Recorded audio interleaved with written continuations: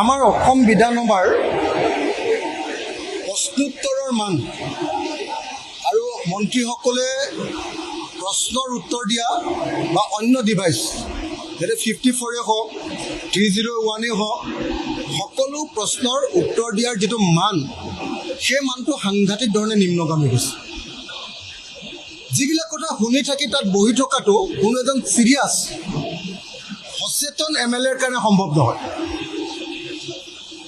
কথাই কথাই খালি পলিটিকেল কথা কয়, তাৰ বাহিৰে ডেভেলপমেণ্টৰ কথা কোনো মন্ত্ৰীয়ে নকয়। সেইকাৰণে আজি অতুল বৰা ডাঙৰীয়াক মই সুধিছিলোঁ, বোলো অসমত বিদেশী কিমান আছে? অসম চুক্তিৰ ৰূপায়ণ দপ্তৰৰ মন্ত্ৰীয়ে নাজানে। মই তেখেতক সুধিলোঁ যে অসমত কাটাতেৰৰ বেৰ দিবলৈ কিমান বাকী আছে আৰু সেইখিনি কেতিয়াৰ ভিতৰত হ'ব? তেখেতে ক'লে যে 38 কিলোমিটাৰ বাকী আছে, কিন্তু কেতিয়াৰ ভিতৰত হ'ব তেওঁ নাজানে।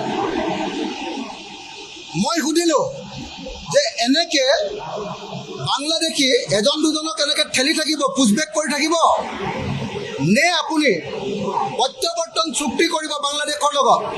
তাৰ কাৰণে ভাৰত চৰকাৰে কি পৰ্যায়ত আছে প্ৰত্যাৱৰ্তন চুক্তিৰ বাংলাদেশৰ লগত তেওঁ নাজানে। তাৰপাছত মই সুধিলোঁ যে বিপ্লৱ কুমাৰ শৰ্মাৰ যিখন প্ৰতিবেদন, সেই প্ৰতিবেদনত যিকেইটা সৰু সুৰা কাম কৰিছে, যেনেকৈ ধৰক আপোনাৰ শ্বহীদ বেদী বনাইছে, শ্বহীদ পাৰ্ক বনাইছে, যেনেকৈ ধৰক শ্বহীদৰ ঘৰলৈ টকা 5 লাখ দিছে, এইবিলাক কাম দৰকাৰী কাম ৰাজ্য চৰকাৰে কৰিছে।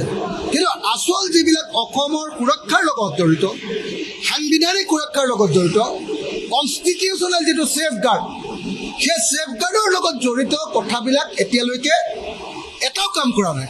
মই সুধিলোঁ যে বিপ্লৱ কুমাৰ শৰ্মাৰ প্ৰতিবেদনৰ কেন্দ্ৰীয় চৰকাৰে কৰিবলগীয়া কামবিলাক, অৰ্থাৎ constitutional safeguard to the people of Assam or Assamese people, এইটো কেতিয়া কৰিব? তেখেতে সেইটো নাজানে, একো উত্তৰ দিব নোৱাৰিলে, ক'লে যে পিছত আপুনি মোক এটা প্ৰশ্ন সুধিব। তাৰপাছত আকৌ বেলেগৰ যেতিয়া উত্তৰ দি আছে মই মনে মনে বহি দিলোঁ।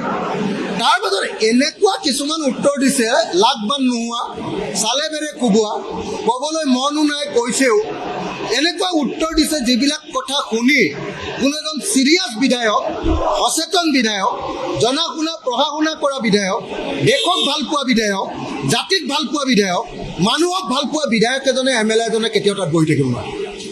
মই সেইকাৰণে অধ্যক্ষক সুধিছোঁ, বোলো এনেকুৱা ধৰণৰ অদৰকাৰী কথা কৈ থাকিলে ইয়াত শুই থকাৰ অধিকাৰ আছেনে নাই? টোপনি মাৰিব পাৰি নে নোৱাৰে? যদি মোক টোপনি মাৰিবলৈ দিয়ে তেতিয়াহ'লে মই ইয়াত টোপনি মাৰি থাকিম, আৰু যদি টোপনি মৰাৰ অধিকাৰ নাই তেতিয়াহ'লে মই ইয়াত বহি নাথাকোঁ, মই যাওঁগৈ। মই নিজে নিজে ওলাই আহিছোঁ। একদম মানে কোৱালিটি নাইকিয়া এখন, মানে কোৱালিটি নাইকিয়া উত্তৰ দিয়া এখন বিধানসভাৰ মানে এটা ছেছন চলি আছে, য'ত কেৱল টিটকাৰী, য'ত হানা কোচা, পলিটিকেল মানে কংগ্ৰেছক খোজ দিয়া, আমাকতো খোজ দিবলৈ নাই, আমাক খোজ দিলেতো 3 গুণ খোজ আমি দি দিম, মন্ত্ৰী ফ্লেট হৈ যাব, আমাকতো নোৱাৰে, কিন্তু কংগ্ৰেছকে অকল গালি পাৰি থাকে। আজি এজন তেওঁলোকৰ বিধায়কে বকু ছয়গাঁও ন ৰাজু মেছ ডাঙৰীয়া স্পষ্ট ভাষাৰে ক'লে যে তেওঁৰ ট্ৰাইবেল এলেকাবিলাকত ক'তো এক টোপাও খোৱা পানী নাই, এক ঘৰ মানুহৰ মাটিৰ পট্টা নাই, এক ঘৰ মানুহৰ কোনো ডেভেলপমেণ্টৰ কোনো চিনচাপ নাই। এফালৰ পৰা চৰকাৰী এজন বিধায়কে, ৰুলিং পাৰ্টি এজন বিধায়কে কৈ গ'ল যে আচলতে অসমত হিমন্ত বিশ্ব শৰ্মা চৰকাৰৰ দিনত কোনো ধৰণৰ ডেভেলপমেণ্টেই হোৱা নাই, কোনো ধৰণৰ ডেভেলপমেণ্টেই হোৱা নাই। মই তেতিয়া ক'লোঁ অধ্যক্ষ ডাঙৰীয়াক যে অধ্যক্ষ ডাঙৰীয়া, এনেকুৱা কথা কোৱাৰ পাছত আচলতে চৰকাৰখনে, ৰুলিং পাৰ্টিৰ MLA এজনে যেতিয়া এইবিলাক কথা ক'লে, তাৰপিছত চৰকাৰখনে পদত্যাগ কৰিব লাগেনে নালাগে? অধ্যক্ষ হাঁহিহে দিয়ে, এটা উত্তৰ নিদিয়ে, চিৰিয়াছ কোনো উত্তৰেই নাই। যদি অধ্যক্ষই কথাটোত মানে চিৰিয়াছলি নলয়, মন্ত্ৰীয়েও যদি তাৰ উত্তৰ নিদি উল্টা পুল্টা কথা কয়, মই সেইটো প্ৰশ্ন কৰাৰ কাৰণে মোক যদি অসাংবিধানিক শব্দ ব্যৱহাৰ কৰে, আৰু উল্টাই যিজন বিধায়কে, চৰকাৰী বিধায়ক, বিজেপিৰ বিধায়কে ৰাজু মেছে প্ৰশ্ন কৰিছিলে, তেওঁক পৰোক্ষভাৱে ভাবুকি দিয়ে, তেতিয়াহ'লে সেইখন বিধান হৈ থাকিব নেকি? সেইকাৰণে লগতে মই বাৰম্বাৰ কৈছোঁ যে হিমন্ত বিশ্ব শৰ্মা চৰকাৰৰ দিনত অসমৰ ডেভেলপমেণ্ট একেবাৰে হোৱা নাই আৰু অধ্যক্ষ ৰঞ্জিত দাস ডাঙৰীয়াৰ দিনত মন্ত্ৰীবিলাকে অটপালি কৰিছে। অধ্যক্ষ ৰঞ্জিত দাস ডাঙৰীয়াৰ কাৰ্যকালত মন্ত্ৰীবিলাকে অটপালি কৰিছে আৰু অধ্যক্ষ ৰঞ্জিত দাস ডাঙৰীয়াই সকলো কথাকে মন্ত্ৰীবিলাকক সহায় কৰি থাকে, তেওঁলোকৰ পিনে সমৰ্থন দি থাকে। আমি বিৰোধীবিলাকৰ প্ৰতি অন্যায় আচৰণ কৰি গোটেই বিধানসভাখনৰ মানো অৱনমিত কৰিছে। গতিকে মই আশা কৰোঁ যে অসম বিধানসভাৰ মান উন্নত কৰিবৰ কাৰণে আমাৰ মাননীয় অধ্যক্ষ ৰঞ্জিত কুমাৰ দাস ডাঙৰীয়াই অধিক সবল স্থিতি গ্ৰহণ কৰিব।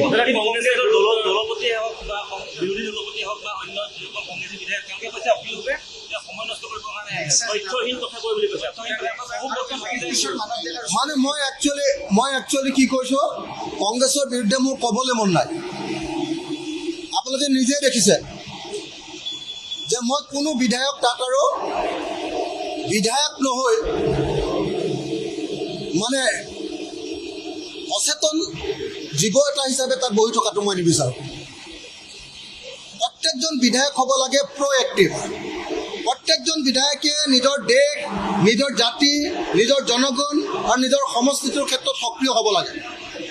দুৰ্ভাগ্যৰ কথা, জাতি, দেশ, জনগণৰ কথা বাদ দিয়ক, নিজৰ সমষ্টিৰ কথা বাদ দিয়ক। কংগ্ৰেছৰ বিধায়কবিলাকে তেওঁলোকৰ পাৰ্টিক যেতিয়া গালি পাৰি থাকে, পীযুষ হাজৰিকাই হওক বা জয়ন্ত মল্লবৰুৱাই হওক, হিমন্ত বিশ্ব শৰ্মাই হওক বা অন্য কোনোবাই হওক, তেওঁলোকে হাঁহি হাঁহি এইটো শুনি থাকে। এতিয়া যত দুখ নন্দ ঘোষ, মই মাত পাতোঁ কাৰণে তেওঁলোকৰ বোলে টাইম কম হয়, আৰু যেতিয়া তেওঁলোকে টাইম পায় তেতিয়া কি প্ৰশ্ন সোধে আপোনালোকে নিজে চাই লওক। আৰু তেওঁলোকক যেতিয়া মন্ত্ৰীয়ে গালি পাৰি থাকে তেতিয়া কি কৰে সেইটো চাই লওক।